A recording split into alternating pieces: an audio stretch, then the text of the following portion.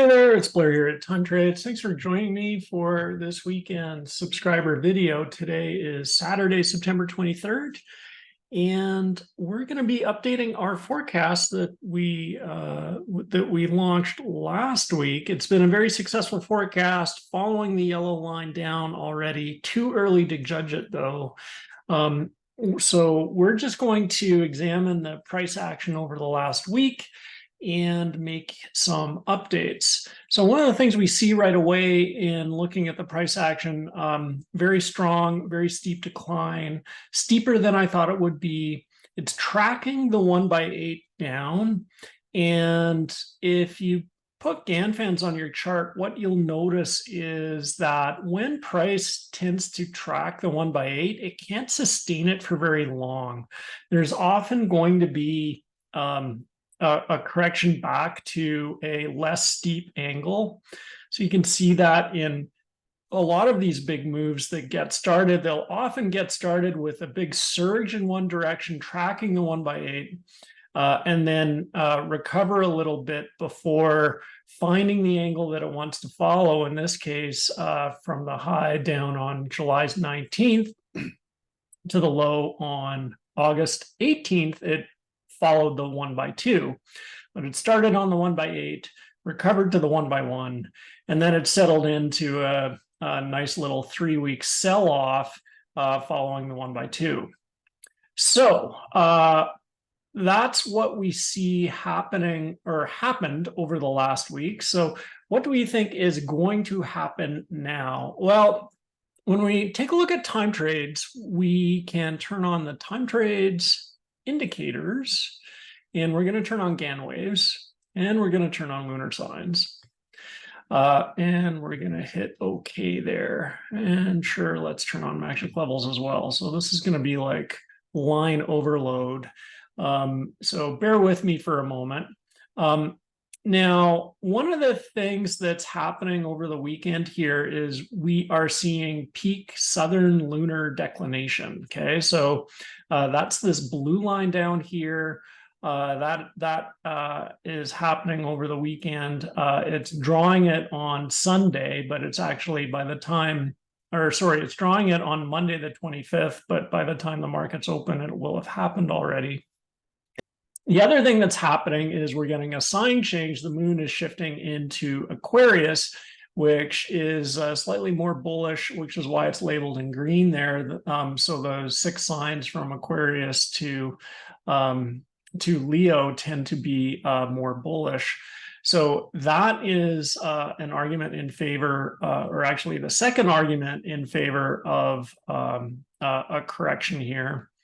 And then thirdly, something that isn't on the chart is I've been tracking heliocentric patterns a little bit more. And over the weekend, we're getting a peak in Mercury heliocentric speed, and that also tends to correlate with some reversals.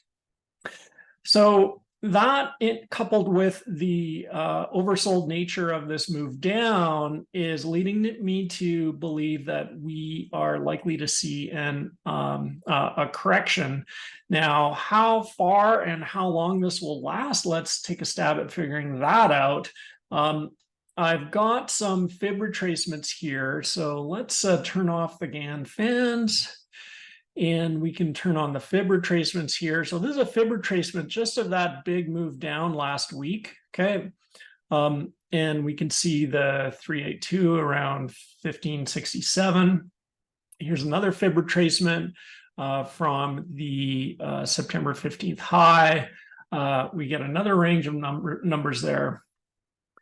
Now, when we take a look at GAN fans and put those back on the screen, we can also see we've got a magic level combined with a 1x1 combined with a 1x4 down here. So I'm thinking that we are likely to get a bit of a correction back, retest the underside, at least the underside of this white magic level here at 15,126. Before we continue moving down. Now, I've got some major cycles that land in the green box here, so I'm not going to adjust the green box. I'm good with the timing on the green box. So let's take a look at the updated path here.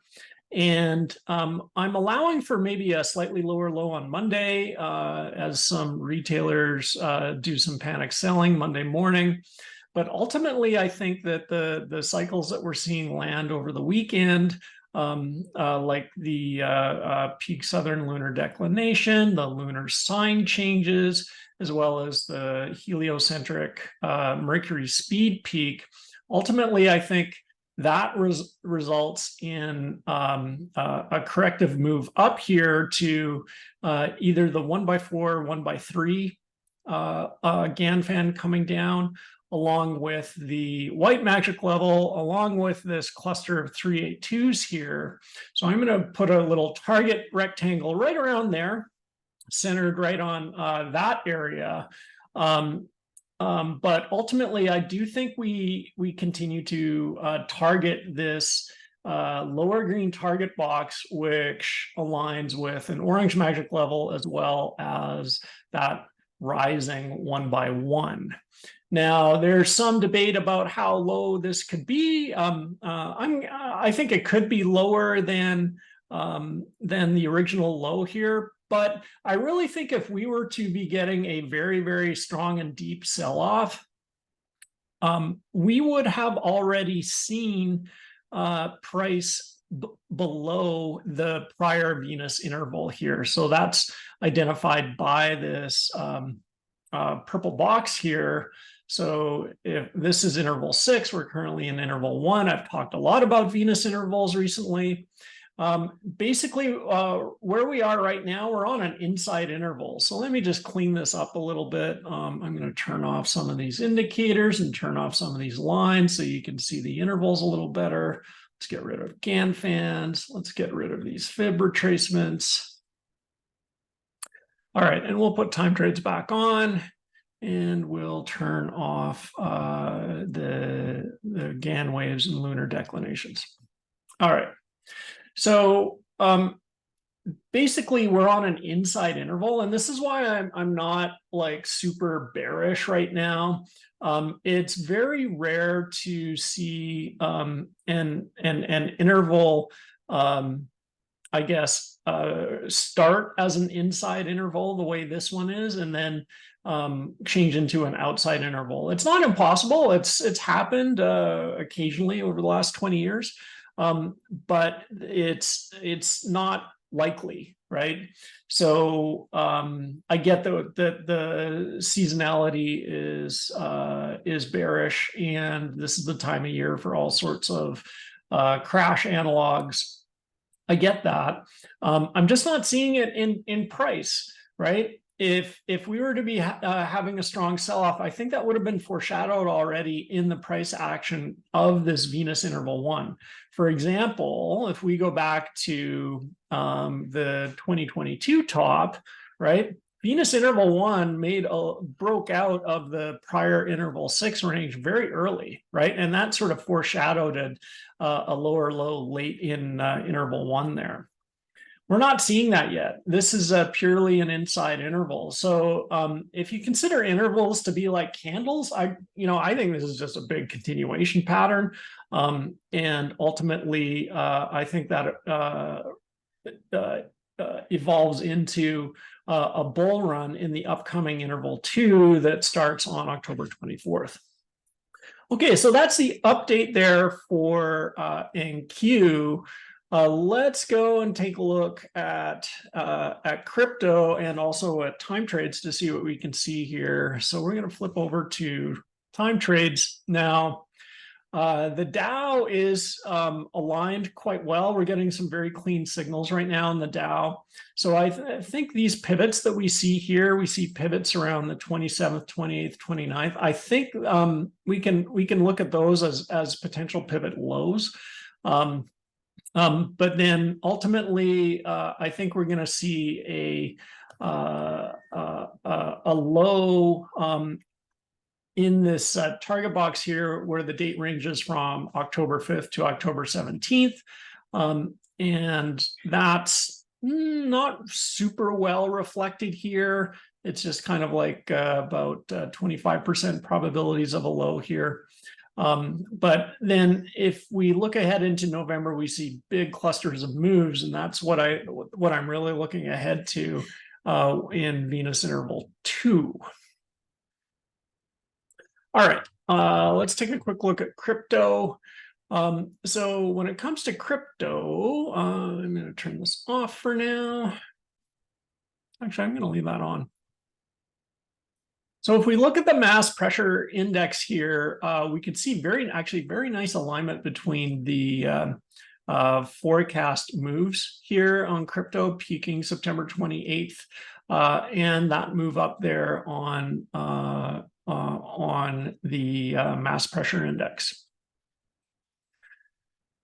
So I'm assuming that this is going to be a bullish move. Like these moves, probabilities of moves here are not directional.